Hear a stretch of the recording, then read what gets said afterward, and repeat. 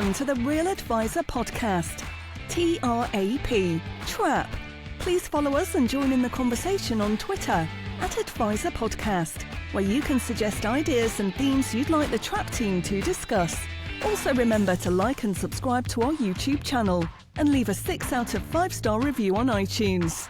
Doing all this really helps us, which means we can do more to help you. Now let's head over to the studio for the latest pile of TRAP.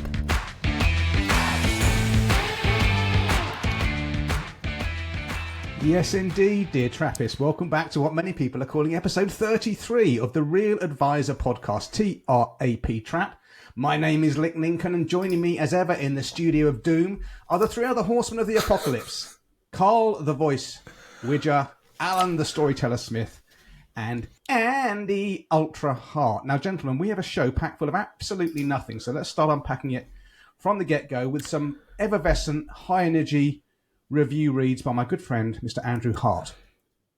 Thank you. Today we just have one review. Is my mic? Yeah, it is. Okay, yep. Today we have one review entitled What a Trap Review, 5 stars. This is from Kyle Punter. Also Kyle Punter on Twitter and LinkedIn. A thoroughly entertaining and insightful podcast all rolled into one. As a relatively new advisor compared to these fine gentlemen, it provides great knowledge and tips as well as reassurance that you are doing the right thing. In what can be a daunting industry for people who care about client outcomes, these guys show that it is a profession for people who simply want to help others first and foremost. The four horsemen simplify complicated terminology, products and investments, and do it all whilst projecting light-hearted humour between themselves. Just when you thought it couldn't be improved any further, I then found the RPM button, which allows you to speed up or slow down the recordings. Personally, I favour the speed 1.25, which means I can squeeze the show nicely under 1 hour to fit into my designated gym workout. This means that Alan's stories are not so long, Andy's coughs are a mere throat clearance, and the voice sounds even more Irish. Be warned not to go to 1.5 or above, as then it can sound like a load of chipmunks having a lively debate about finance. Would you guys consider doing a live show with the audience? Maybe if you hit a certain number of downloads or the show with a certain significant milestone, perhaps your 50th. I'm sure with the popularity of the show and the lure of a conveniently located watering hole that probably excludes Lick, you would get a good crowd of people that would want to watch and be part of the show. Keep up the good work. So that's just one review today. Back to you, boss. Wow, what a brilliant review. Thank you, Kai Punter. Appreciate that. Thanks for putting your name in the review as well. That's great stuff. Well, that's a couple of points in there. We are doing a live show next year. We've talked about this. I think it's in May. I know it's in May. Is it May 24th? I can't remember. We'll be promoting this more and more as we get closer to it, and we have to actually organise something. And also on the downloads, we are coming up to the magical 6 figures, aren't we? We're about 95,000 downloads.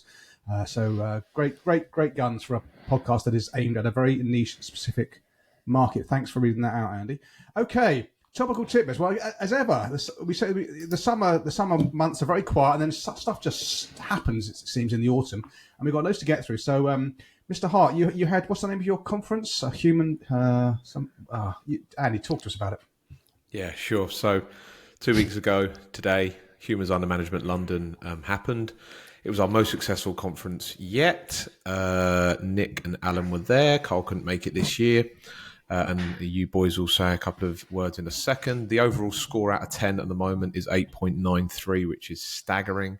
The top 3 speakers in order. Number 3 was Paul Craven. He got 9.18 out of 10.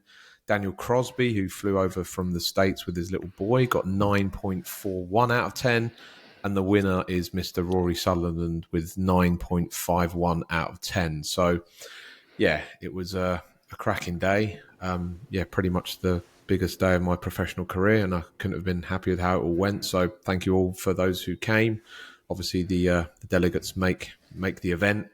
That's it really. Onwards to next year. So I sold it out many months before kicking off. So now I'm going venue shopping in sort of January 2024 to find a venue that can have 500 people. So it's going to be a huge undertakings for next November. So yeah, over to you and Alan, who were hero worshipped, you said, during the day, weren't you? Well, yeah, we'll close on the hum wrap up. But I just want to say to all the Trappists that were there, just thank you very much. It was just lovely myself and Alan, I think we're both overwhelmed by it. Really, just throughout the day, people coming up to us and saying thank you, and the show's great, and we're learning stuff from it. Just really, really lovely. We do appreciate it. You know, the show is for you, and to meet people is a real it's a real privilege. Alan, any comment? I'm going to give you a new word that you haven't heard before. Liminal. Do you know what liminal means? No, I didn't think so. I'm here to educate you as well as the audience. Liminal is a time or a place between things, between other things. The liminal moments and conferences are arguably as valuable, if not more valuable sometimes, than the core content. The liminal part is as we've talked about before, the waiting, the coffee breaks, grabbing a drink, bite to eat, and these random conversations that you have. It was great. You're right. I think I'm right in saying, Andy, this is the first time in all your Hum conferences, which you've done 13 now. This is the first time. This was the 13th. That was the 13th. Lucky, unlucky for some. First time that neither Nick nor I did anything at any conference in any country. That's right, because we were just attendees, which was pretty good, actually. Oh wow! And we received the highest score we've ever received. Yeah, that tells you something. Okay. Never attend. Never speak Moving again. on. Moving on. But yeah, you're right. The number of people that came up to all of us and just were saying how much they were getting out of Trap. And the one thing, there was so many conversations. One thing just made me smile. I thought it was lovely. There was a group of young advisors, 4 or 5 of them, that all work for the same company. And they were just saying, they told me they've got their own Trap WhatsApp group.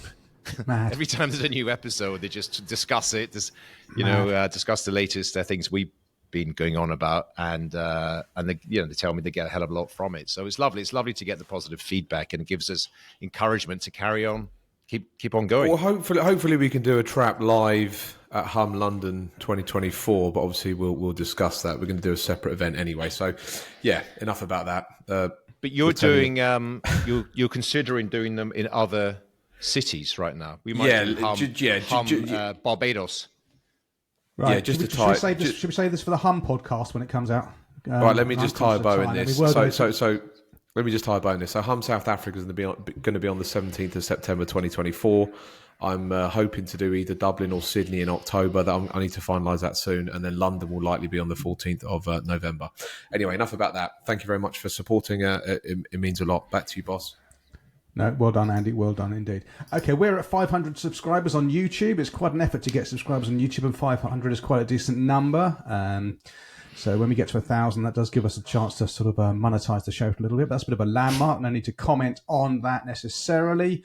Voice, your unique ideas exchange, the first one ever of its kind in Ireland, if we understand it. Well done, you, Carl. Indeed. Thursday, the 30th of November, house on Leeson Street in Dublin at 6 p.m. If you're a principal of a financial planning firm or of a firm that's looking to transition to financial planning, please do come along. It has been pointed out that I have perhaps inferred that this is a unique idea. I didn't think I did. I apologize to anyone who was offended. I know it's not a unique idea, clearly, because we've spoken about the ideas exchange here. I do know there's a couple of smaller groups in Ireland. I just thought I'd put it out there. So if you're interested, who knows where it might go? It might go absolutely nowhere, but all are welcome. And I know I think there's about 10 or 12 have said that they're definitely going. There might be more coming along. So yeah, I'll fill you all in on the next episode as to how it went. Assuming we can tell you how it went. But anyway, looking forward to it. Looking forward to catching up with everybody, and should be a bit of fun. Brilliant. Okay, Alan, you've got a bit of from my perspective, you can maybe disabuse me, but it sounds like a horror story, Consumer Duty update. Is it a horror story? There's a couple of points I just want to raise. Look, here's the headlines on Consumer Duty, just to remind you and Carl, who isn't affected yet. Consumer Duty is a wide-sweeping piece of legislation that came into force in July of this year. all of us just simply had to comply. Like all these things, you don't pay it too much attention until it gets close to the deadline. You say, shit, what we're supposed to do here, and you make sure it's done. And credit to my colleague Shireen, who took care of it all for us. And there was a lot more actually that she did that I wasn't fully aware of. But we're compliant by the deadline. Happy days. Just fast forward to present, a few months later. One of the responsibilities, one of the expectations is that organizations make sure that all their employees, all the people in the team are fully conversant, up to date, and have been trained. So as a result of that, we're rolling out training internally here at our firm, and that includes me.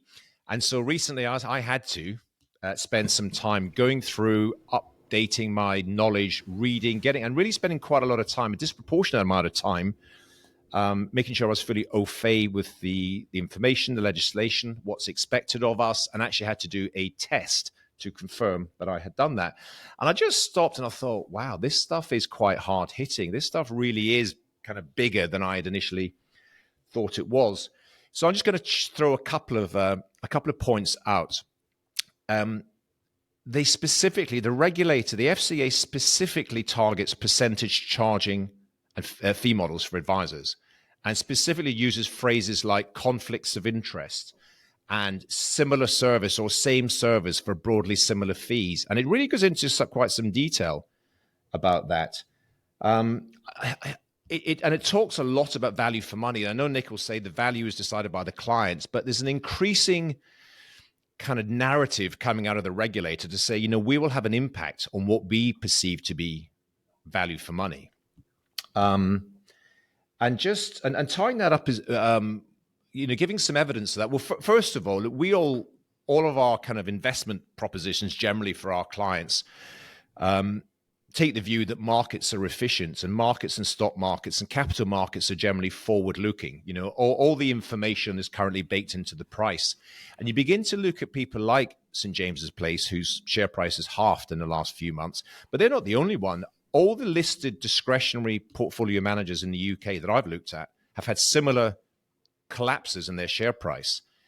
And it's pretty obvious to me that, all the markets and the analysts and the people who look at these things in detail are fully conversant with the legislation and saying these organizations will not be able to get away with it to the extent they have been doing. I think some of the biggest organizations that will be hit by this stuff are the traditional discretionary portfolio managers who, to this day, and I looked at another one last week, are charging between 2% and 3% per annum for financial advice, financial planning, for basically portfolio management. When you can buy an off the peg version, which is as good as you need for 95% of the population for pennies, really. I just don't see how these people can continue in their current format.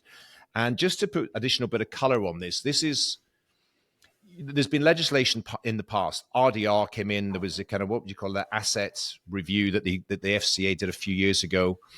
And this is the latest one. And I initially thought it's another just piece of nonsense. It's a tick box exercise. We'll tick the boxes and life will move on. I'll give you some real life evidence that there's more to it than this.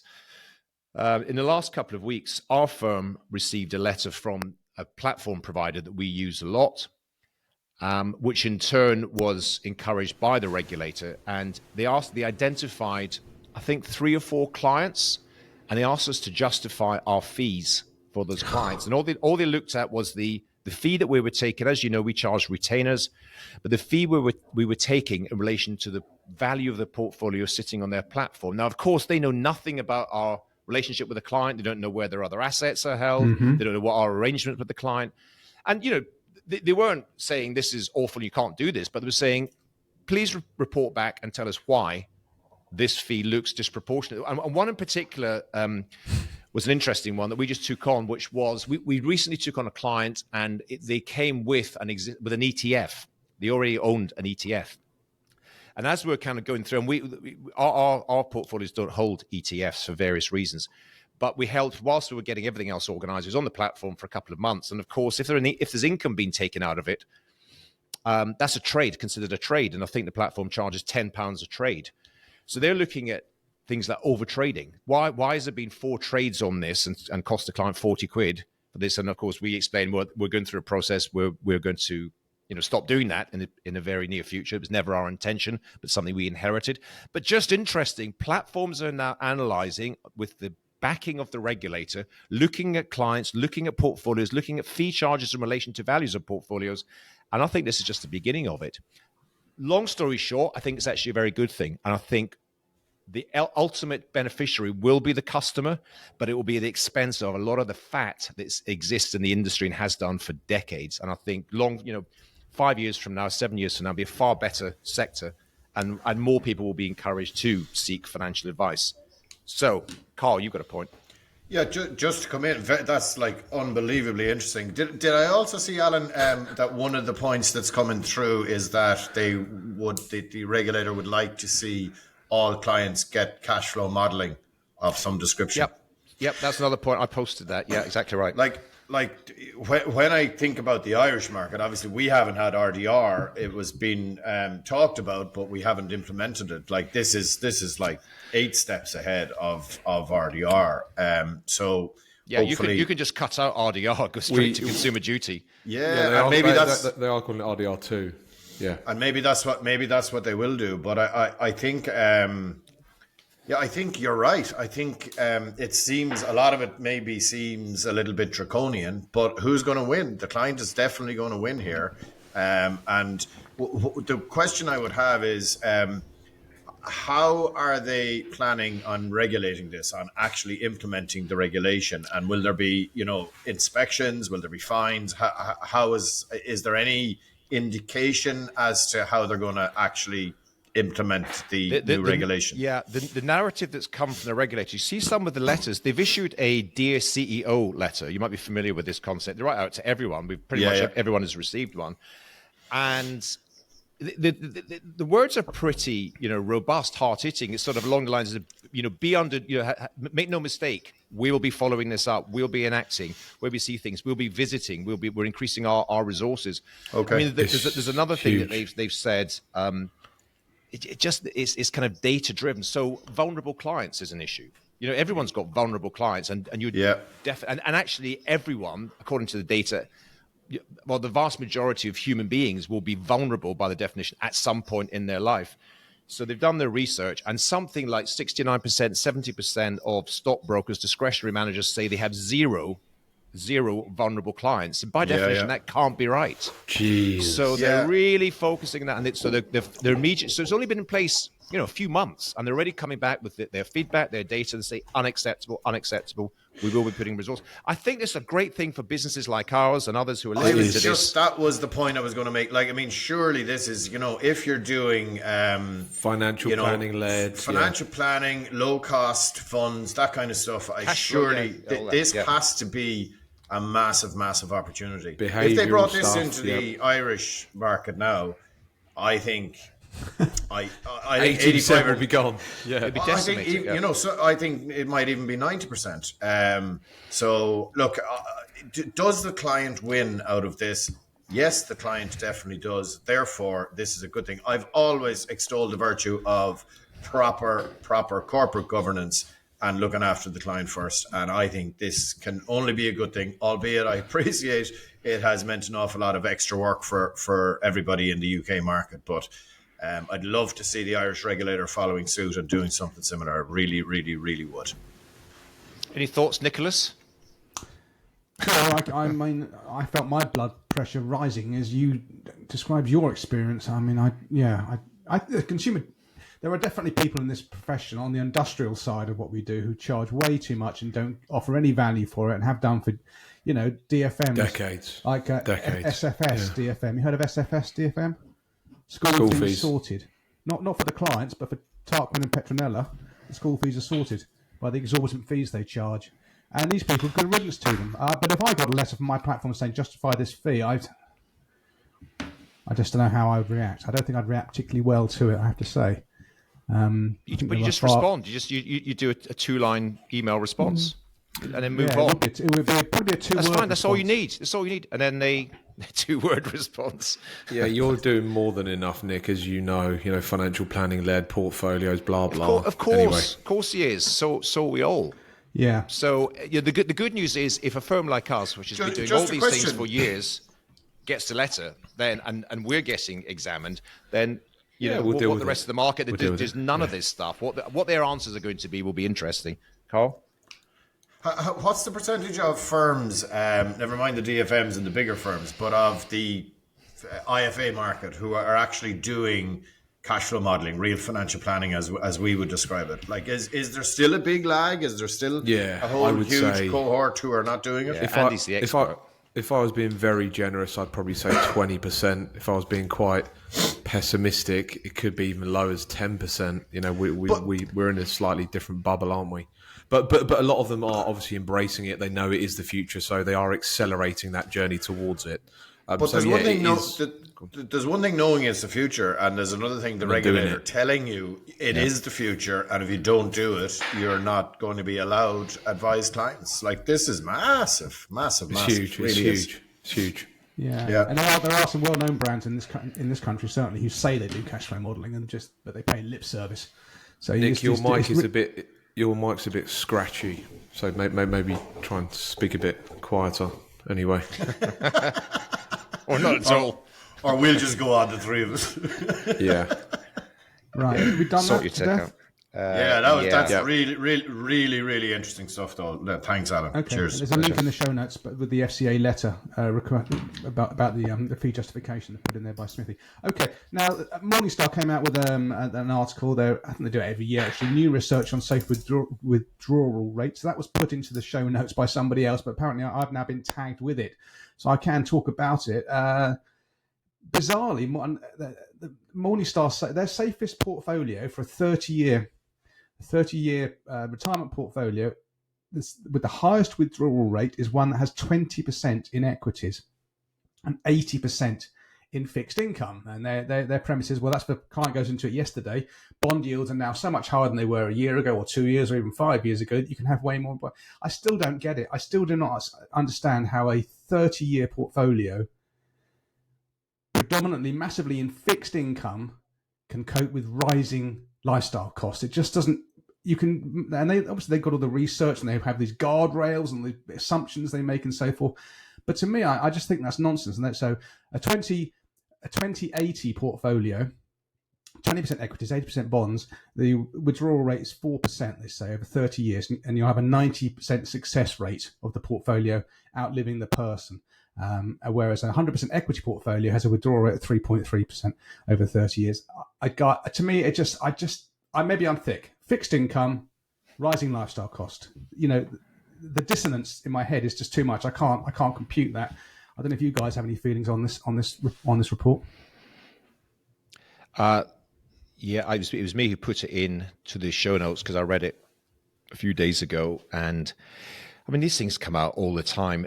It just feels somewhat distant from the real life practical experience of working with other clients and human beings, because there's a phrase, I can't quite remember it, but it's something like, it's like naive precision, because the amount of precision that's built into this, it says something like they've got this range of portfolios, 100% equities all the way through, and then it gives you, in terms of the safe withdrawal rate, it talks about 3.1%, 3.4%, 3.6% based, and it's trying to put human beings into a spreadsheet. And guess what, Morningstar? It just doesn't work, because it doesn't. We've talked about this before, and no doubt we'll talk about it again. And this is another message for the younger Trappists listening in who get caught up and read this stuff and then try to optimize for precision and efficiency and have a 3.156% withdrawal rate for their client.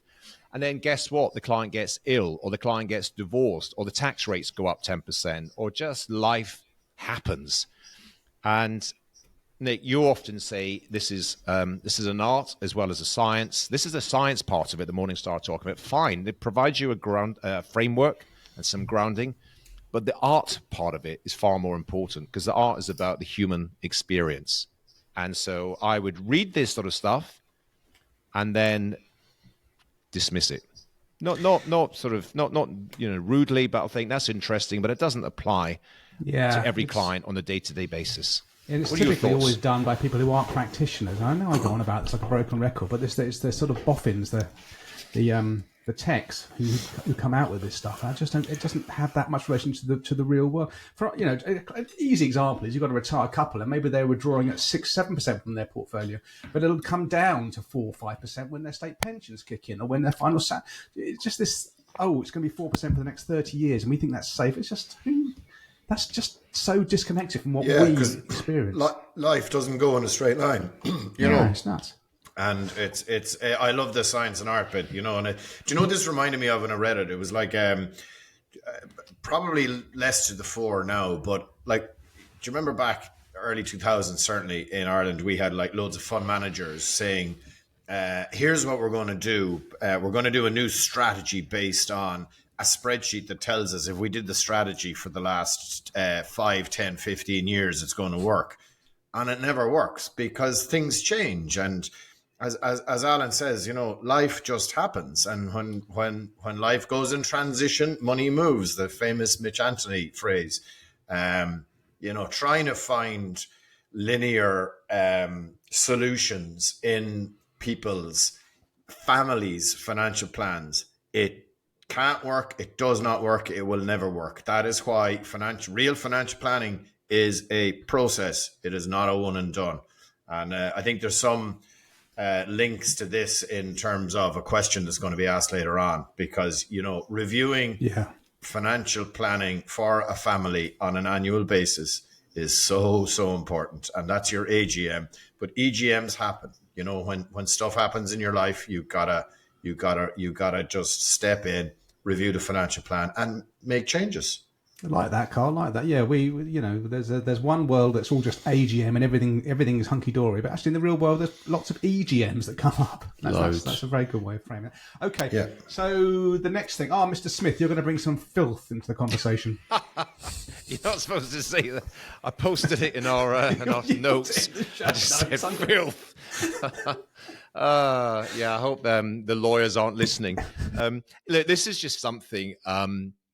I travel on London Underground. I came down to the tube station the other day at Bank Station in the city of London, where hundreds of thousands of people pass through every day, and I see this massive billboard for a company called Tickmill, tickmill.com, and effectively they're an online trading platform, and they are saying open an account, takes 2 seconds, and make loads of money and trade contracts for difference, whatever they are. Oh my trade God. Options, leveraged trading, borrow money and all this sort of stuff. And so I look at this as and you see people looking at it. The point of advertising is it tends to work. Otherwise people wouldn't advertise. And so thousands of people pass by. So you go online and I quickly check their website. It does say, albeit in a kind of disclaimer down the bottom, 70% of investors lose money using our services. 70% lose money because they have to have some disclaimer. And you look at that led me to look at a couple of other ones. There's another one, I can't remember their name, but they say 86% of investors lose money. And it depends on the time horizon you talk about. Yeah, it's closer to 99. It's closer to 99%. Once the time horizon goes, yeah. Yeah, if you go into the years, 99% of people lose money, and just a pure gambling company. And even those who make money, investors, some other report I saw come out of the US, it's equivalent to gamblers. It's equivalent. Look, there's 0.0001 whatever, because that's the nature of distribution of outcomes. And just data statistics. Some people, 1 in a million makes a fortune. 1 in 10 million win the lottery, etc. But even those, the small amount that do make money, it's kind of equivalent to minimum wage. You earn more working in McDonald's.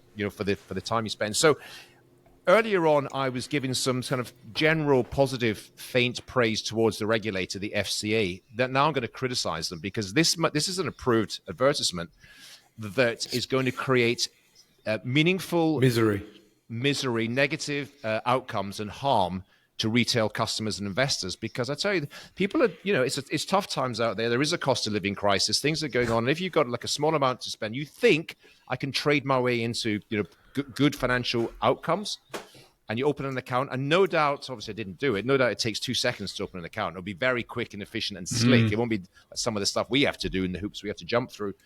And so I think the regulator ought to clamp down on this stuff. If you're a serious professional investor, have a party, knock yourself out.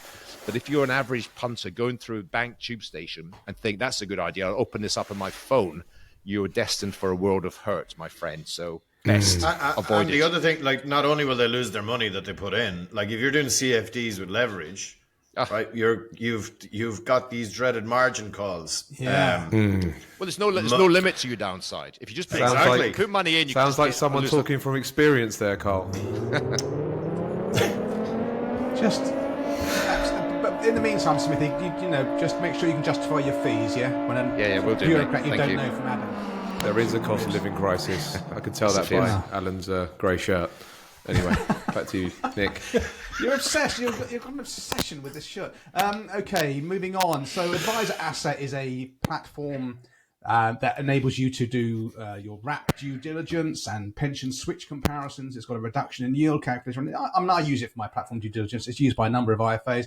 And they just got a new thing where they, I think on a daily basis, which might be a bit too much for people, but they curate all the announcements from platforms and insurance companies in one email. So if that's a way of keeping in contact with the industry and the profession, you might want to do that. I'll put a link to it in the so-called show notes, and you just say, sign me up for your communications targeting UK financial advisors. It's not the best landing page.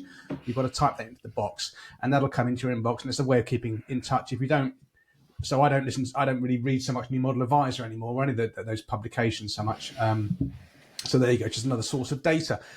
Mr. Hart, you're now going to finagle Hotel Chocolat into financial services, make it relevant for our Trappist audience. Go.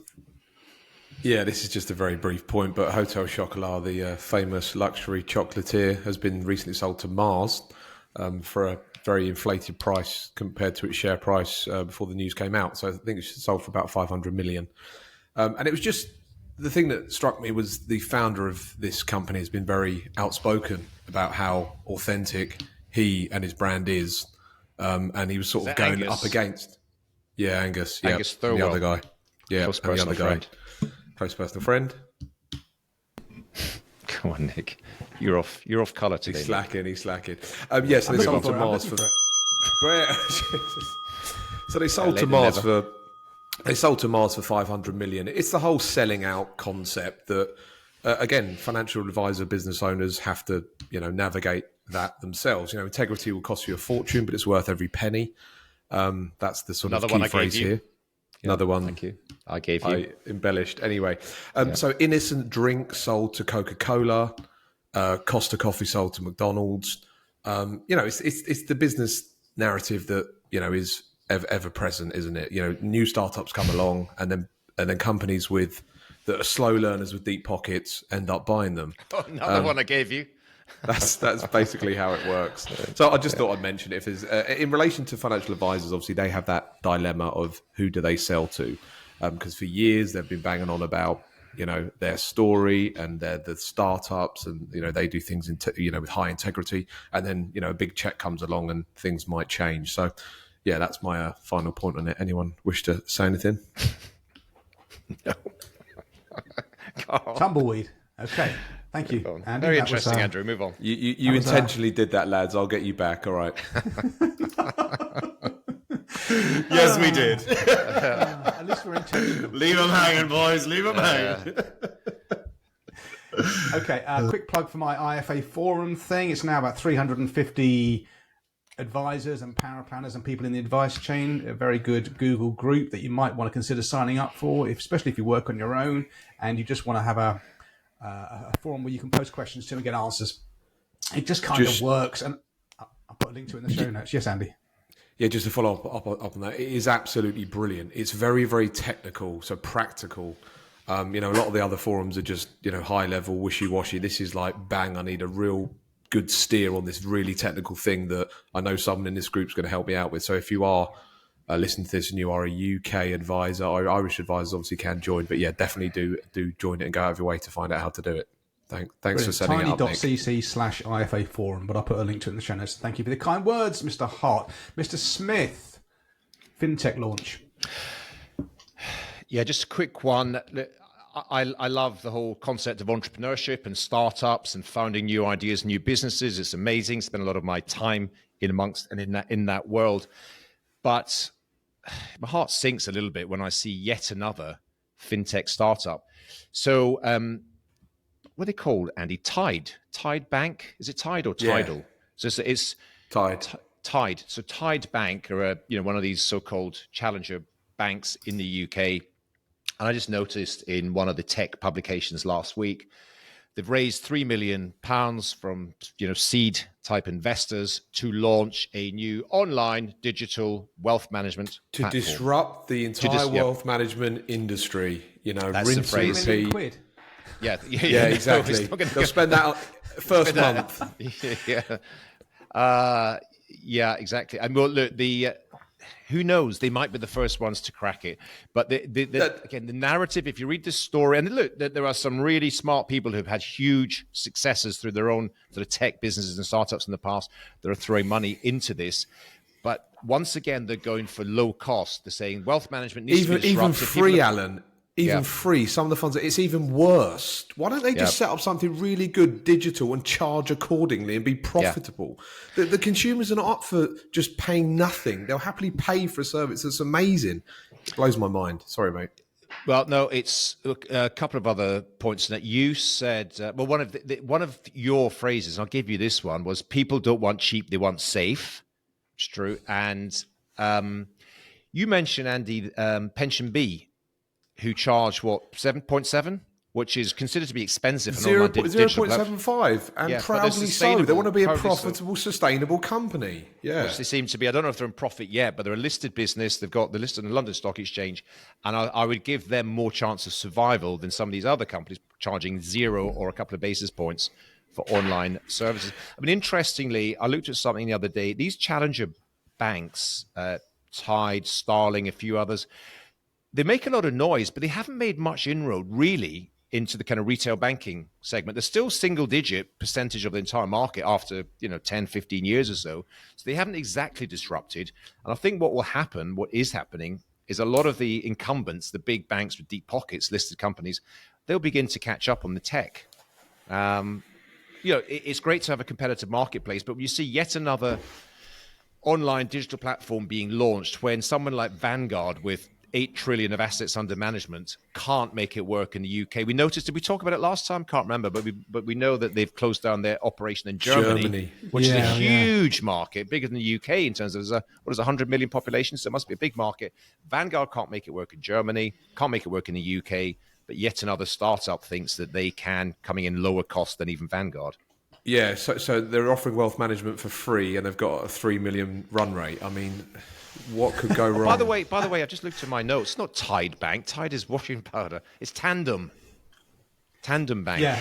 That's right, Alan. And we know why washing powder came up, because we, believe it or not, Trappists, we're talking about washing powder just before we came on, weren't we, Andrew? We were. Oh, look, Andrew's leaving you out to hang now. This is all getting very childish. Come on, be nice to each other. But yes, if you're doing a whites only wash, it's well worth putting in a white detergent in addition to a normal tab. And he's talking about putting his clothes in the dishwasher. Being a bachelor now. Listen, Gracia. Listen, Gracia. Gracia, you can't say anything. This is a grey shirt. What's the problem? All right. Can I just make one? It's just a license. It probably is white if you go outside. Shambles. Can I make one? Nick, do you mind if I just make one comment? Firms who are coming in to disrupt markets, right? You're not. Stop saying that. You're just not. There's people doing it already. Like, disruption of a market is not, I'm going to charge less. Exactly. Right? It's like Uber. Yeah, sorry. Uber disrupted because they charge less and more efficient. Skype, totally new. Uber, totally new. Yeah. Uber, totally new. Uber worked. Sorry, Carl. Uber worked because Airbnb. it's the Forrest Sutherland thing. You don't mind the plane being delayed by 2. If you're told it's delayed by 2 hours, there's a lot more to Uber than just lower cost. You can see how exactly. You're going to wait. So they did disrupt it. Airbnb disrupted the hotel sector. There's Netflix disrupted. There's a few disruptors, but doing lower cost, cheaper online portfolio. Hargreaves Lansdown have been doing this for 30 years. 1981 they started it. Right, 40 years plus. And all they're doing is like a cheaper version of Hargreaves Lansdown and less effective. So And they ain't crapper, disrupting anything. worse. Yeah. Hargreaves There's no Lansdown's a disruption. wonder company. They're Yeah, I amazing agree. at admin. I They're agree. great to deal with. So that's the only These point guys I will be want to closing make. down. They'll be closing down. Yeah, thanks for that, Carl. It's Jesus. insulting, actually. It's insulting them coming in thinking they're disrupting it just because they're doing it for cheaper. It's ridiculous. Okay. And on that Weetabix note- moments. Weetabix moments. Okay, finally, final topical tidbit. 40 minutes. Get me some rope. Mr. Smith, you're planning for next year. Yes. We are at the time of recording. We're heading towards the end of 2023. And I'm just sort of throwing it open in terms of what people think about what do you do for planning next year? So I have just booked 3 days away by myself in a little cottage on the beach where I've got time away from the office, away from home life, where I've got time to... This is not a story. I've got a story coming up. Grab yourself a drink, a very long drink. It's story time with Alan Smith. Once again, you were premature, Mr. Lincoln. If Once again. you don't tell me you've got a story coming up, how am I supposed to know? Just trust me. I've always got a story. Well, not always. I've got a brief story coming up in a few minutes. But this is not a story. This is just a reflection. This is something those of us who are serious about our business lives, I think that next year will be an interesting year. I think it'll be challenging in many ways. I think the economy will be extremely challenging. There's, as we already know, there's a hell of a lot going on in our sector, in our industry. And I like to take time away because I never give myself enough time to think, to reflect, and to plan and to organize. And so I'm taking myself away for 3 days. I just booked an Airbnb, cottage on the beach, secret location. Can't tell you boys because you might come and crash it and try to take me out to the pub, which I'm not You going have to do. told us. You have told us, and we are going to crash it. I haven't told you the location. You shared the exact link. Picture. Yes, no location, no. I specifically removed the link. Just give So you a you're, little, you're going on your own to reflect for 3 days. So you're I going to am. talk to nobody for 3 days. correct. God bless Cat when you get home. Yeah, I am. Be a lot of And- talking he needs to get out of the system. Oh, I'm thinking of going on a silent retreat. No talking for 7 days. I'm not kidding. No I'd like chance. to do that. You'll be kicked out in the first 3 hours. No, I think. Carl, you must be taking some time to plan. You're pretty good at planning ahead, organizing. You've got a big year at Messes Norway next year. So, what are your thoughts? Yeah, on I do. planning But ahead? I do that a couple of times a year, as you know, and it is really good. As we've got a little bit bigger, we have to do budgets and all that kind of stuff, right? Yeah, I know. Which means I'm sitting looking at spreadsheets a lot in the last few weeks, and really, God Almighty, it is. I just hate doing it. Hate doing it, but it has to be done, and we're in serious planning mode. Like we've a lot more people now, so the expectations of everybody has to be very, very, very clear, and we got to be very disciplined about our approach. So rather than doing a lot of stuff kind of off the cuff and ad hoc as we go, it's like, no, we got to plan it out. We got to know what events are on. We got to, so it's all a year in advance, which is, do you know what? It's good discipline. And especially for me, because I tend to have these great ideas and just follow them, as opposed to, right, let's decide now, what are we going to do? What are we going to focus on? And we'll talk about that actually a little bit more. So, but going away on your own for a few days, it is just absolutely, you got to take some time. You've said this to me, Alan, loads, right? You got to take some time to sit at your desk with nothing on your agenda. Mm-hmm. And this is just taking that to a kind of another level. Just go away, be on your own, go to a nice place. I went to a place in Ireland last year called Park Nasilla. I spent 4 or 5 days down in a beautiful, beautiful place. I did a lot of walking in the afternoons, and I just sat and kind of wrote ideas. And that was at around this time last year, I'd say. Yep. And we've had a great year. I don't know if it's because of that, but there's lots of little things add up to make a successful business. And that's certainly one of them, I would say. Mm. Yep. I recommend it. I won't ask these two jokers because they make it up as they go along. But Andy has what would you like to introduce? I'm Andy? super excited about 2024. I think it's going to be a fantastic year for many reasons. I think we're heading into a bit of a boom period, let's hope. Yeah, I think my 2024 is pretty much sort of sketched out. I've got all my annual planning meetings between January and March, got the conferences later on in the year, and most of my training days have been booked out. So I'm waking up on January the 1st with pretty much, the full agenda sorted out. Obviously, I've got Trap every 2 weeks as well. So, yeah, I'm not really looking for too much growth. It's more maintaining what I currently have. Yeah, it sounds interesting going away for a couple of days on your own, Alan. I've never done it, but I travel quite a bit on my own anyway, so I've got quite a lot of thinking time. I'm certainly not having a packed diary next year. I'm pretty much blocking out my entire year now. So I'm trying to avoid any phone call conversations. They just ruin my flow. So it's just only important meetings are going to get into the diary. It's weird. I'm sort of the busiest I've ever been with the most amount of clients. Fucking hell. You got him, Nick. Well done. Everything and he can't be told anything. His name is too hard. Yeah, Mum, not now, Mum. You're ruining my flow, Mum. I'll call you back in 3 months. Put it in the diary. In fairness, it took him a lot. It took him 48 minutes to break, but we broke him. Well done. Anyway, just a question. When you say block out your diary, right? Do you put in time? Because I know Alan does this. Time of nothing. Because I just feel guilty myself if I put in time for nothing. Oh, definitely. Definitely. Carl, that's a huge thing that I really, really struggled with because despite rumors to the contrary, I'm a worker. I've always, come from humble roots. I come from Scotland. You're a worker. Have you said that correctly? I'm a complete worker. And you're the biggest worker I know. You're the biggest worker I've ever known. But we are in the thinking profession. I know Nick's going to just eyes glaze over, and luckily we think hard for a living. We think hard for a living.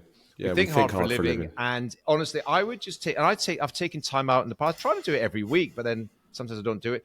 And go for a walk in the park, and I sit in the park bench, and I just stare into space, and I think, and that's where all the best ideas, the best thoughts come. You're never going to get your best idea. You're never going to come up with good things to do whilst you're, on a computer screen, doing stuff on a phone call, on a Zoom call, Get out there. The more I do get out there, see people's stuff, I get stuff on my email, phone call. Exactly. If I just sit in my office for 2 weeks, nothing good will happen. Nothing good will happen. If I just bugger off for 3 or 4 days, or even, go away or something, lots of stuff happens. I don't quite know what that is. There's maybe another, I don't know, just a conversation, probably not on this one because we're running over time, but about optimizing and organizing your day, your week, your month. There's things that I now do that I didn't used to do. Yeah, which we remain in this, and I think we always will be this kind of hybrid work style. And there's locations where I optimize for certain activities, and some not others. And there's times of day, and for example, a quick example, I would just avoid at all costs wherever, unless it's absolutely super urgent, or any meetings, any phone calls, anything to do with anyone meeting anyone else until lunchtime every day. Morning, if you do 2, 3, 4 hours of deep work, creative work, whatever it might be in the morning, and then afternoons are free for other things, engagements, meetings, face-to-face, social, etc. For me anyway, it works. It works, but rather than a jumbled up calendar, jumbled up diary with a meeting here, trying to write a blog article there. Yeah, maybe this is a conversation to be developed. What does the optimum quarter look like? And break it out over a couple of months and what that looks like. Yeah. I'd start small with it, Carl, and block out every other Monday or something, and then I started blocking out every Monday, and then I started blocking out every other Friday and every Monday. Now I just block out basically every day, the whole year. I do it. I do it as well. I Monday 7 a.m. till 9 a.m. in my calendar I block it out every week, those 2 hours, and I call it GSD, getting stuff done. And I just look at the week ahead. I do the worst tasks that are coming up in the week. I do them in that mornings. On that Monday, I just get my head organized. I see what I've got to do, and I just think about things. I read, I'll read financial services stuff on the web and consume content. But I don't want to be doing a client meeting first thing on a Monday. I want to get my head in order, and I want to get my diary mapped out for the week. And that every week, Monday 7 till 9, it's GSD, getting stuff done. Don't ask the phone's in airplane mode. It's just me Between organising Monday my 7 week. a.m. and 9 a.m., Nick. Like, nobody listening to this would ever have a client meeting between 7 and 9 a.m. on a Monday. It's like, that's 7 time a.m. Monday anyway. morning. No, I do. My 7 diary- a.m. to 9 cleared my p.m. diary. Monday. Now I'm in. No. 7 My a.m. client to 9 meeting- a.m. My client meeting is 7 a.m. till 2:30. That's the window you've got me in. Except for Monday, but Tuesday, Wednesday, I Thursday, think Friday. the earliest client meeting start for me is 10 a.m. No, I've done some 7:30s this year. It works. All right. Okay, We'll come back to I this. definitely. I'm because I'm on this. My big thing is I'm feeling guilty if I've nothing in my diary, so I need to get over myself, and because I do know when I Get over refresh. that. Your best work is when you're thinking. Yeah, You think hard for a living. We think hard for a living. Okay, maybe we'll do it as a. Let's plan me out. How am I going to do it? All right, Great. Thanks, Okay. boys. So I think it's time that we moved on to the meat and potatoes of the shows. We're 50 minutes in, and we are going to do a series of what we're loosely calling marketing masterclass episodes, probably 3 on the bounce, and this is the first of the 3 of them. And the first of those 3, we're going to talk about building a repeatable referral strategy. And Mr. Smith, you're going to lead us off on this one. Okay, I'll wait for the sharpening knives to stop. So, look, everyone you speak to talks about growth. Everyone in our industry talks about growth. Everyone needs to grow their business. If you're not growing, you're dying. Historically, referrals, and by referrals, let's frame that from the beginning. Referrals, I mean referrals from existing clients. You do good work, and everyone tells you, all the experts tell you, that's the way to grow a business. Get further introductions and recognition and referrals from other clients. And the concept of having this phrase, a repeatable, scalable, systemized process for capturing referrals. I've been in many conferences over the years, and the sort of speaker says, raise your hand if you've got what I just described. Almost no one raised their hand. People say, is it the single biggest opportunity you've got? Everyone raises their hand. Yes, referrals is the biggest opportunity, but very few people have ever nailed this. We all get referrals kind of by accident. I'll speak for myself. We get them. Of course we get them. They're a big source of business for us, but they're kind of accidental. There's not a lot of intention around it. And I've given a lot of thought to this over the years. I've actually built something here called the Referral Strategy Toolkit, and I've just gathered a lot of information. I've read a lot of books about it, and I'll highlight a couple of those in a moment. Sources that you can go to which optimize this strategy. And I've realized a few things about referrals. Let me tell you a brief story. Now I get it. Okay, thanks. Right, okay. Look, true story. Last week, I was, came out of the tube station. I was heading to quite an important meeting. And I came out of the tube station, and the rain was biblical. It was just absolutely chucking down. And I had about a 7-minute walk to my destination where I was having this meeting. And trust me, it would have been, I've never seen it. I think it was that storm, whatever it was, that came through recently last week. And I've never seen rain like it. It was, if I'd stepped out in that for more than 30 seconds, I might as well have just jumped in a bath and then gone to the meeting. It was that heavy. And I thought, right, I got a couple of options here. I'm either just going to be late for the meeting, just not go. I didn't have the phone number of the person I was meeting, so I couldn't call them and say. Or just go and get absolutely soaked to the skin and just arrive there like a drowned rat. And then lo and behold, across the street, this is Oxford Street in central London, big shopping street. Across the street, I see there's one of these tourist shops. What's it selling? Umbrellas. So with great haste, I run across the street, got soaked in this sort of 30 seconds it took me to run across the street, and I went into him and I said, and I noticed while I was waiting, looking at it, that he was taking his signs down. And what he was doing was taking his prices down, because he's realized the market has suddenly changed. Surge pricing for umbrellas. Completely. So I go across the road and I grab this umbrella. I say, how much? This is, So I say, how much for this umbrella? He says, £20. 20 quid. I thought, and this is an umbrella you'd probably buy on Amazon for about $4.99, I reckon. £20. I think, oh, bollocks. Fine. But I pick up the umbrella, take it to the counter. By the time I get to the counter, the guy at the counter says, all right, mate, there it is, £25. I said, whoa. The guy just at your door, your colleague says 20. I'm arguing with him over 5. Sorry, mate, it's 25. He's got it wrong.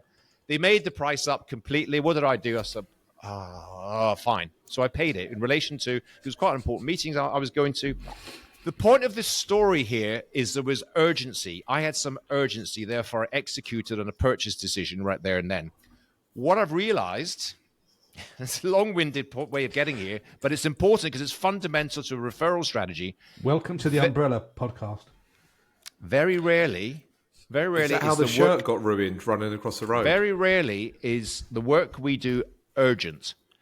If it's pouring rain, you go into a meeting, buy an umbrella is urgent. If there's a flood in your house, getting a plumber around is urgent. You're not really quibbling about it. You just go and find a plumber or whatever. Very rarely the work that we do is urgent. And therefore, you got to think differently. Because if you ask a client for a referral, it's awkward, it's not urgent, and they've got to then pass it on to somebody else that they don't know their circumstances. If you ever need advice, a financial advisor, my guy, my girl is good, you should contact them. It doesn't make any sense. So you can take this a lot of different ways, but there's a couple of ways that I would suggest doing. Number one is just understanding the idea of building funnels, building something of value and of help for clients or prospective clients. So very simply, what you can do is you create a repository for really helpful information that's designed to be given to friends of your clients, colleagues of your clients, etc. You've got to build relationships. What we know is very rarely, as I say, is this stuff urgent. So what we're in the process of doing is building a very simple website landing page, which is a hidden page to the rest of the world, but it contains very relevant, very interesting information that clients can refer their friends to.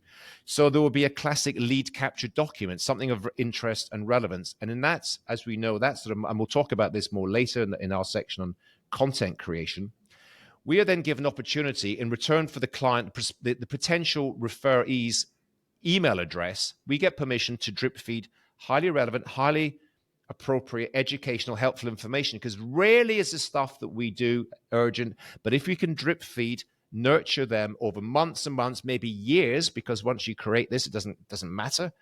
And so there you go. So there's just one thing to kickstart this conversation. I've got a few other things I can share with you in terms of practical experiences, but the idea of asking for referrals and client meetings makes no sense to me. It's just so obscure and weird and awkward and unprofessional. But the idea of helping your clients by saying, by the way, we built this piece of this digital piece of information. You can make different ones. It could be a pre-retirement one. It could be a number of different specific issues. But we've got some really helpful educational checklists, downloads, workbooks, you name it, that we've got for these friends of yours.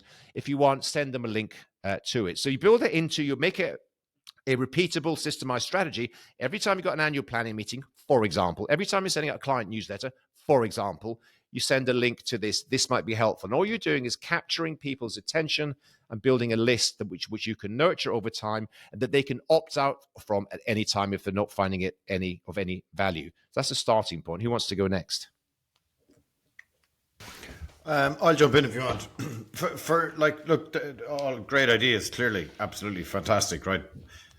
For me, that's kind of like the content creation piece that we're going to talk about, because we've done some. It does cross over a lot. This, but yeah. So look, what I thought I'd just kind of talk about is we've built this business absolutely entirely on client referrals. So, but I'm in the same boat as you, Alan.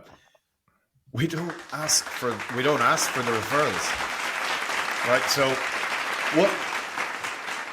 one thing that I think is missed a lot is you even kind of said it, Alan, at the very start. Do great work and the client referrals will come. Don't miss the first part.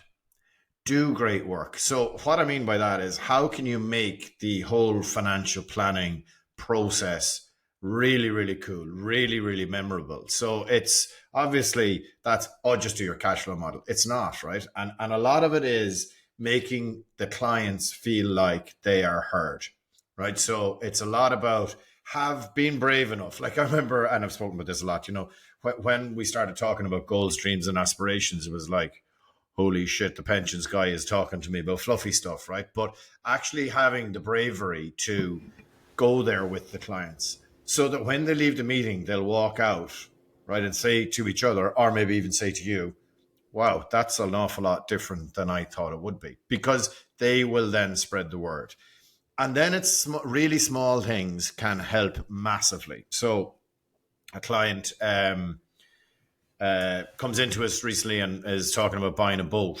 And one of the guys that sat in the meeting with me sent the client an email of, here's a boat for sale. You might want to look at that. Now, it was a little bit of a joke because he sent this massive, massive yacht, right? But the point is, the client was heard and we kind of made a little bit of a joke out of it, right? Another one, client came in a couple of years ago, want to go to Australia and do a little bit of a tour in my motorhome. And we just sent him a book on touring Australia. So these small things, they're really small. They do not cost a lot, right? But it just tells and shows the client, I'm listening, we are listening, and what matters to you matters to us. And then you make sure, obviously, that it's in the financial plan for the next time you have your AGM with them. You know, how did that go? And we have voice memos after every single meeting, because you can't remember every single case. But if you have a voice memo, here are the main things that came up. Well, then you talk to the clients again about, at the outset, at the start of the meeting, well, the last time you were in, this is what we spoke about. Did you go and do that or whatever? So I think don't underestimate the power of doing great, great work, and then you will be referred on, right? A couple of things that we've done, done lots of different events, as you know, and I think now you learn and you develop and they get better as you go, but trying your best at the outset to do 5-star events, because again, it's, you know, even if it's only a small event, make sure you think about everything, because then people have a good feeling, have a special feeling with dealing with Metis, and that's what we want them to get out of every touch point they get off us. And then it's stuff like doing golf events and saying, hey, Mr. and Mrs. Client, would you like to bring your friends, Mr. and Mrs. Client? You know the kind of work that we do. And look, we'd be delighted just to have a game of golf. We won't talk business. And look, if you feel that it might fit, that has worked really, really well for us. And then, conscious I'm going on a bit here, but the last one I'd talk about is, I was going to mention in our topical tidbits because we had it last week, right? So our latest client advisory panel, right? The single biggest place where we get the best referrals from. And I know it's not for everyone, and I know Nick hates it, right? But so we have 12 or 14 of our very best clients who come along to 2 events every year. And we tell them how we've done. We tell them what we're planning to do, which is really important when we're in the phase right now. And then they give us input on that. And all of them are absolutely brilliant at referring clients into us. Yes, Nicholas. So, sorry, Carl, you tell them what you've done, so you share the business growth with them. Is that what you're saying? Yeah. Nice. So we have, so we share with them a lot more than people might think. And that has evolved as well. So we weren't probably telling them a lot of the financials, client numbers. We share the actual numbers with them.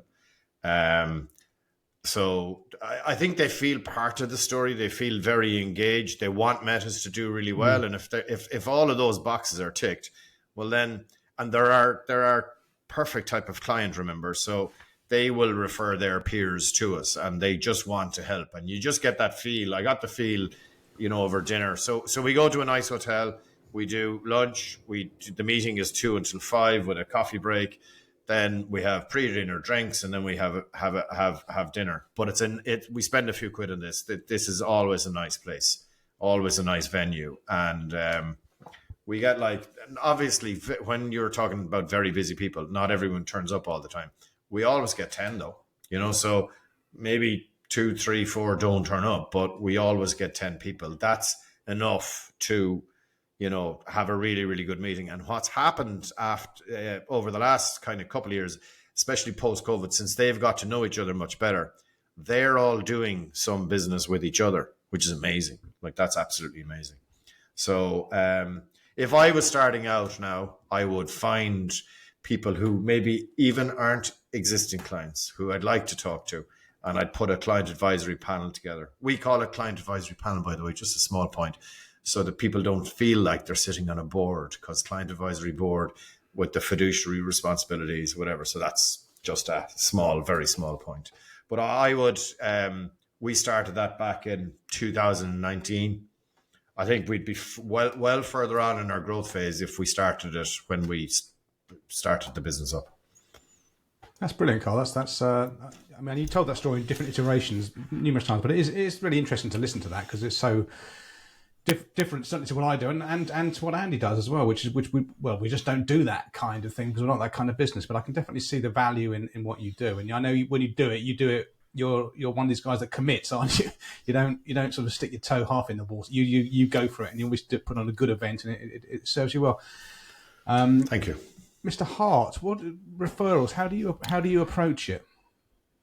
Yeah, I was just thinking about it, so I can go in various different tangents, I suppose, on this. Obviously, I've got various different businesses, various different things. So I do a mix of pretty much, well, what Alan said, I've been doing that for years, obviously capturing email addresses and then giving, information to people. I get quite a lot of referrals from a client who is a client of mine who's an accountant, and they recommend a lot of their clients, and that works really well. I also, probably the second biggest referral channel is other advisors, and other advisors weirdly do pass a lot of clients between each other. For example, I've passed quite a few clients to Carl. If an Irish connection says, do you know an Irish advisor, they go to Carl. And again, lots of advisors contact me and say, Andy, do you know an advisor in Bath, in Glasgow, in Plymouth, in whatever? So advisors do share a lot of clients between each other. The latest client I've taken on is a very good financial advisor. They didn't want to work with someone who's so close within their family. So then they said, well, do you know someone that can help me? And my name miraculously came into their brain. And they basically said, this, yeah, you're surprised about that, Nick. This guy will look after you. I think he does similar to what, I do in terms of financial planning, good investment portfolio, and is going to basically give you tough financial love and going to get you to stick to the plan, basically.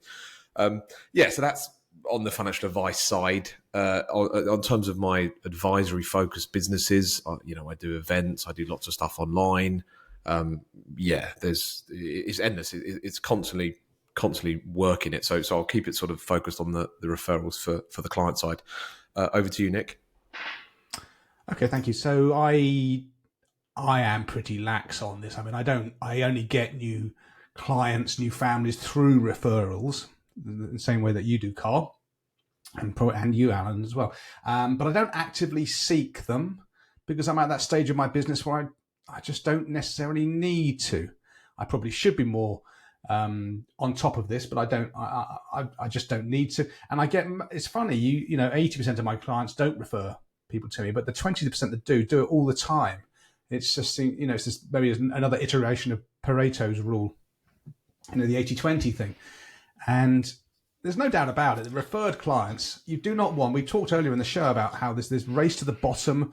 The internet is obsessed with cost and getting the cheapest. And you don't want web trawlers coming to you. That's my view. You don't want people coming to you through the internet who don't know you from Adam, but have just seen your website and think, you referred clients, they come to you, they're like those baguettes you can buy from the supermarket, the pot baguettes. All you need to do, you don't need to screw it up. All you got to do is take the baguettes out and put them in the oven for 10 minutes. They're almost done for you. And a referred client is like that because someone they know will be like them, has the same outlook on life, probably roughly the same money situation, life situation, and said, listen, my advisor, Nick Lincoln, he seems all right.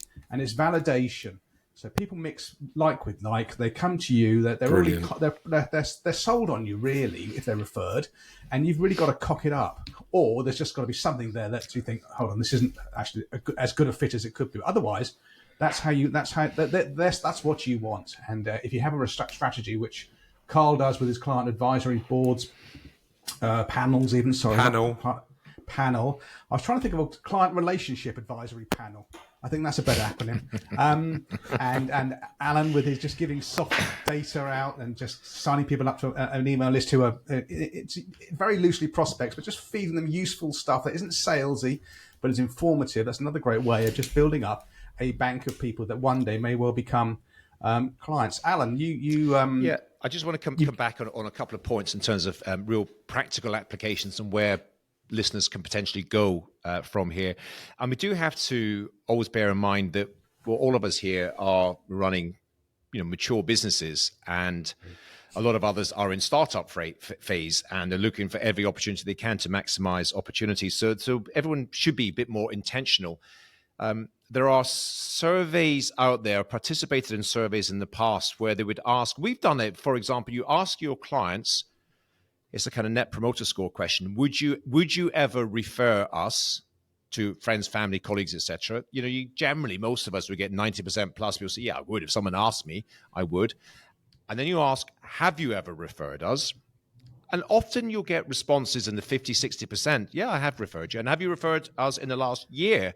Even then, the numbers will be quite often. We've done this 2 or 3 times. 20% of your clients have referred you in the last year. You look at the actual referrals you received, you think, well, it's nothing like 20% of our client base did we get inquiries from friends or family of these people.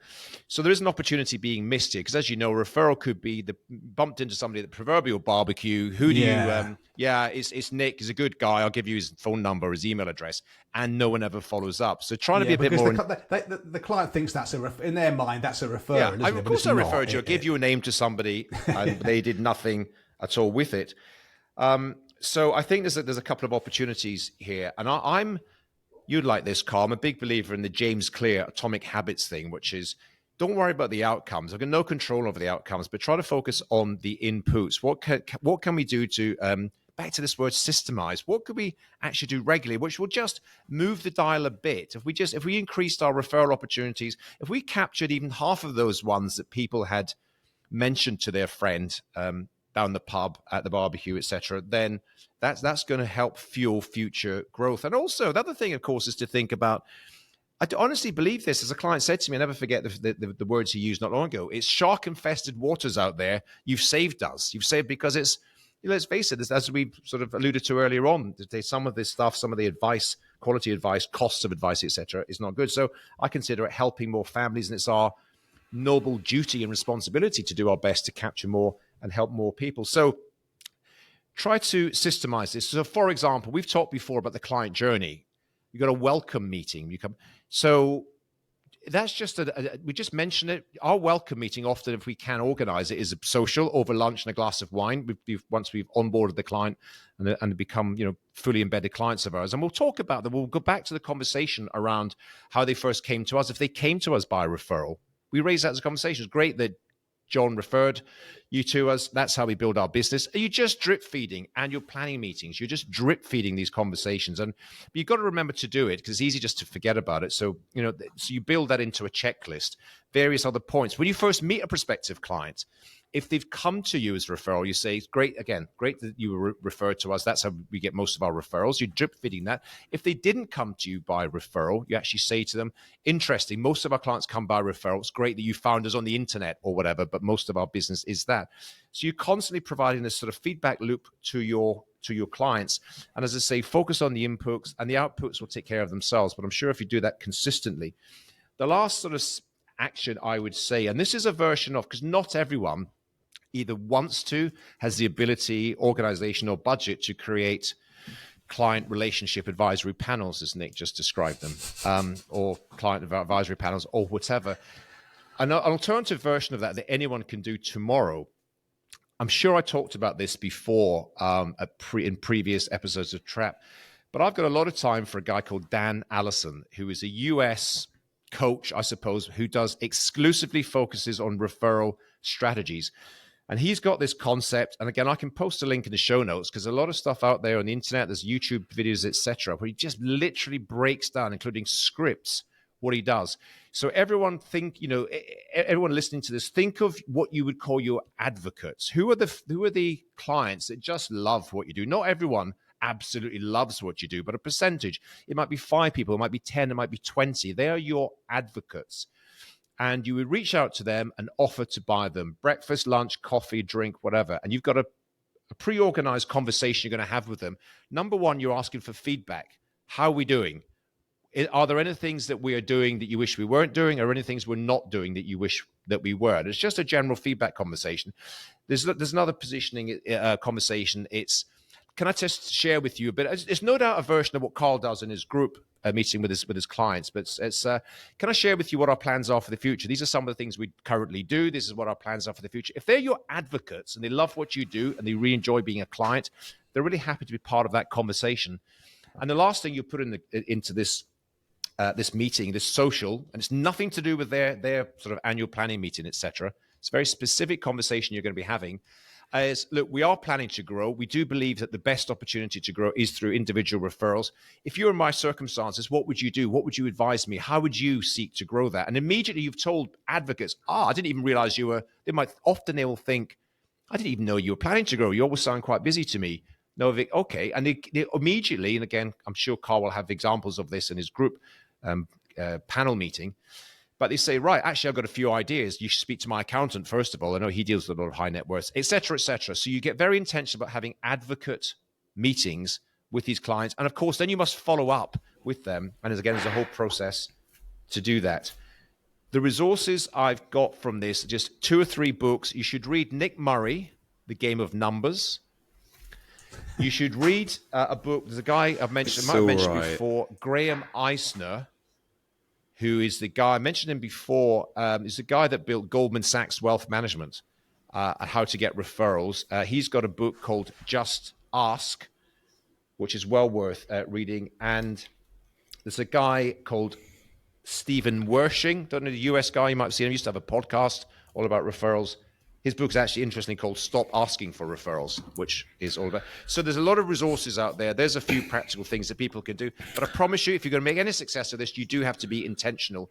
Doing good work, absolutely, Carl, but it's a hygiene factor. I expect you to do good work. But then you can be a bit more proactive because clients do want to refer you, but they've got no framework in which to do it. So I hope that helps. Nick? Okay, Andy, your finger was raised. I just added a new, very Scottish word to Alan Smith's Scottish words. Group. Brilliant. Yeah, you might well hang your head in shame. Thanks for that, Alan. That's a bit of a referral masterclass there, certainly from the Carl and Alan. So thank you for that. We are at 1 hour 16 minutes in, so I'm conscious that we maybe have given that a damn good thrashing. That's the first of 3 episodes. The next one is going to be Centers of Influence. Is that correct? And our masterclass, yep. And then we'll follow off with a content masterclass, yep. and you know, what content are we doing? Why are we doing it? How do we do it? Do we outsource it? How do we distribute it? How do people consume it? So loads to talk about there. So thanks very much for that. And it's just as well that we wrapped it up, because at the front door is Posty. She's hauled the bulging sack up my drive, and it's a chance for us now to just respond to Trappist questions. Posted by you, our beloved audience, the Trappists. You are the show. There's a link in the pinned tweet, the pinned X, whatever you call these things now. Submit your question there. We will come to you, going to a ginormous hopper thing, and we're going through the hopper as we can. And this letter, well, I'm going to open it in a second. It's an enormous letter. It's very heavy. Let me just rip this. I'll put it on the desk. That was me dropping it on the desk. So this is from Master J. He sounds like a rap artist. Master J. He's not got a social handle for good reason. Okay. This is another War and Peace one. This is anonymous for good reason. I was recently invited to observe another advisor's client meeting as we were discussing transfer of clients from him to me.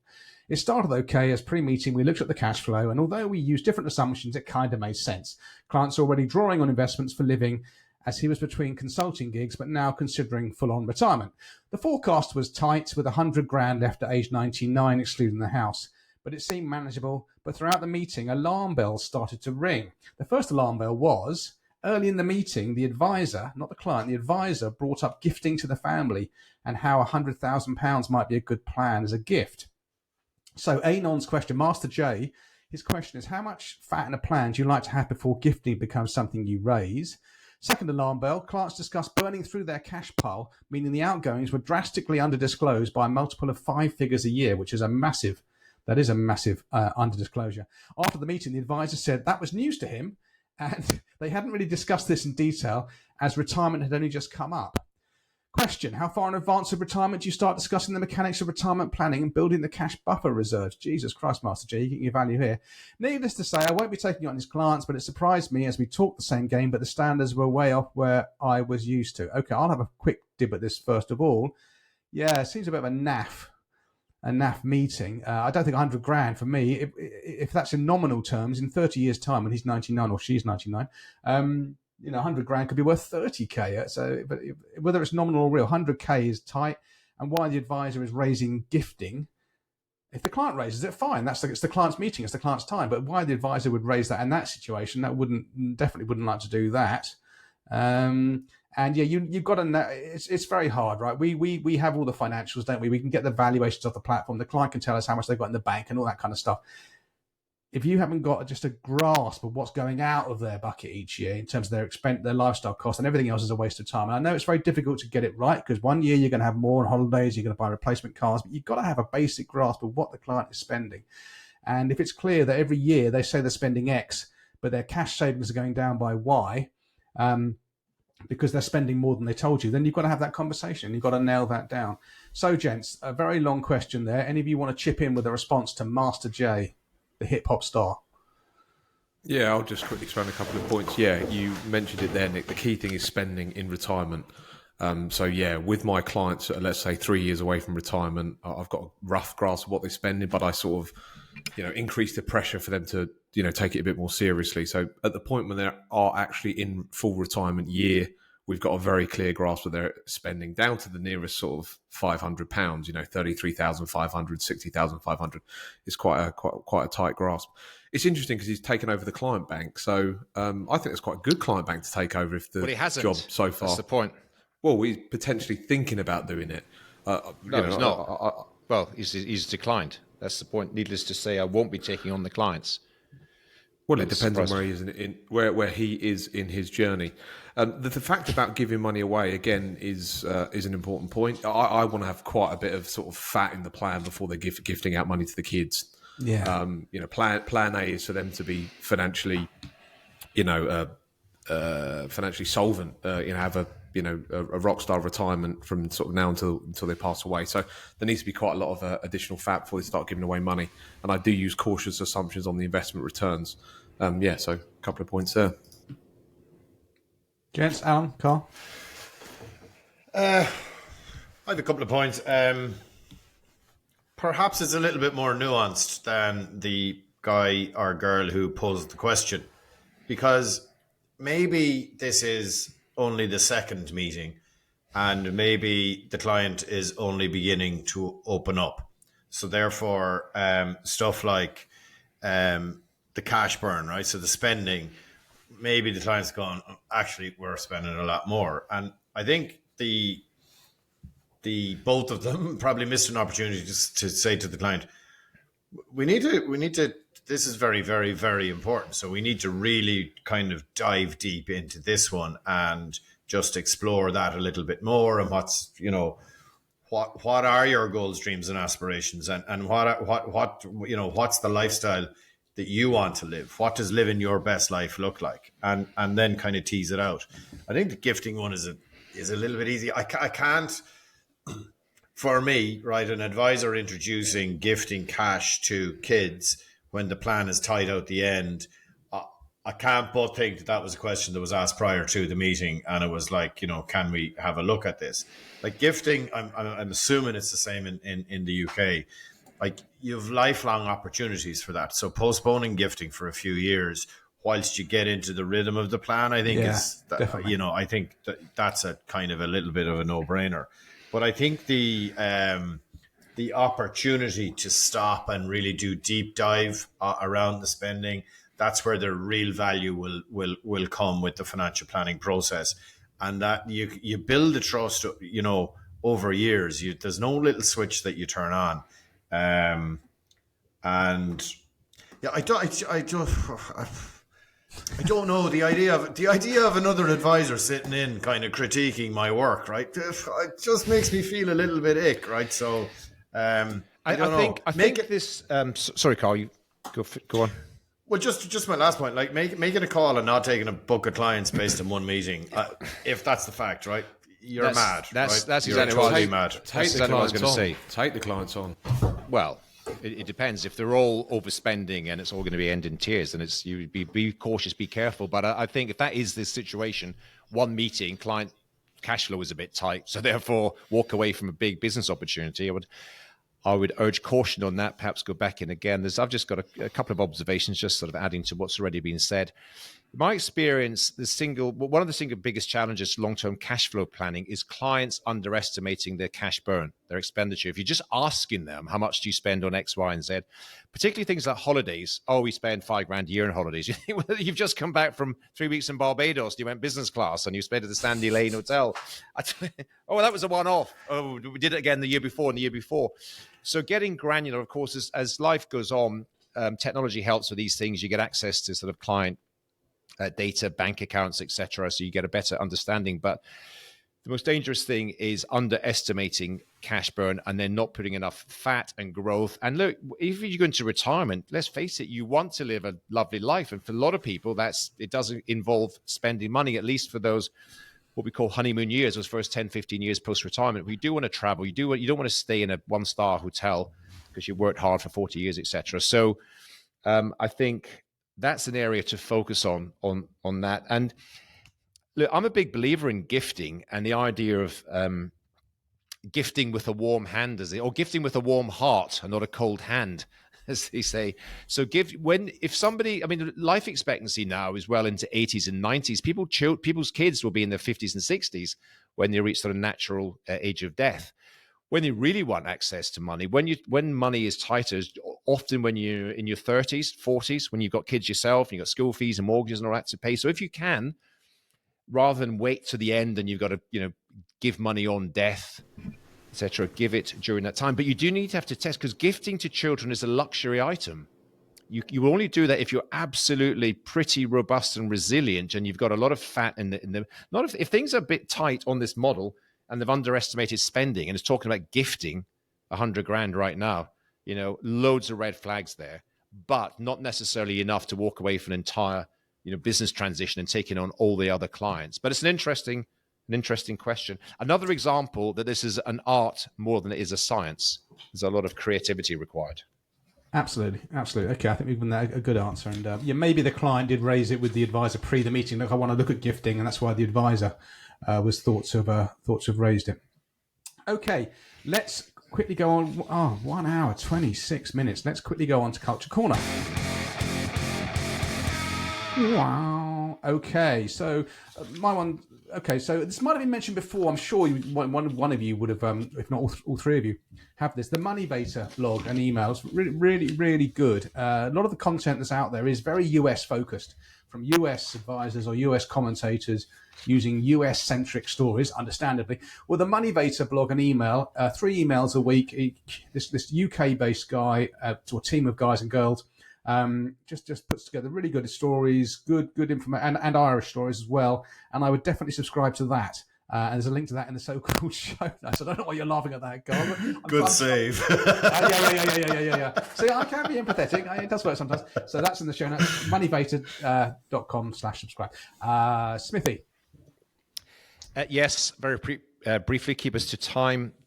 Really useful source. This again, this does come from the US. A guy called James Pollard, who I understand is a practicing financial planner in the US and does a lot of work, though, for other planners. He's got a lot of content, a website, a podcast. He's the advisor with the O, as the Americans do tend to spell it, theadvisorcoach.com. Sign up for his newsletter. Listen to his podcast. And it actually really fits in with the theme we're currently working on, which is marketing growth. He's got some interesting ideas on whether or not to outsource to third-party marketing specialists. But do check out his stuff. Link in the show notes. Great voice. I put up. Did I put up Ben Carlson's article? I think, I did, Yeah. Brief history of the 60-40 portfolio. Thought it was really, really good. Ben Carlson's stuff in general is, yes, probably very American, but there's some really great stuff there, and it's all backed up by data. And if you want some comfort around why a 60-40 portfolio will work into the future. You should read that article. I know several people on this podcast do not share the same view, but I thought it was really, really good. So, but check out his stuff. Subscribe to his email updates. Really good stuff. Okay, fab. And finally, Ultra. Yeah, so this is a real-life police drama series on BBC called The Met. It's the 4th season. Everyone's banging on about it. Check it out if you wish to. Excellent. That's good. Got as much connection to financial services as Hotel Chocolat. Okay, I think we're... And IKEA. And IKEA. And books you haven't read. Don't you start your fucking backpack watch. It's all F-bombs this week, mate. Oh my God, had a bad night's sleep. We cracked him twice. But he hasn't started. What's happened? You're not at your Weetabix this morning, son? Oh, dear. Don't use my ones on me. All right, okay, Slags, enough. Okay, so I think we've come to the end of that. Very good. Thank you, as ever, dear Trappists, for enduring this show. If you like us, please do subscribe to the Real Advisor podcast on your podcast app of choice. Rate and review. A 6 out of 5 star review is really, really good. Our average rating is very, very high, and we're very appreciative of that. We're also on YouTube as well. Some people like to watch us. God knows why, but they do. There's enough pain and agony in the world without having our 4 ugly mugs on your TV screen, but it can be done. And on that note, I'm going to say adios. Take care out there, folks, and we'll speak to you again in 2 weeks' time. Goodbye. Bye-bye. Bye, everyone.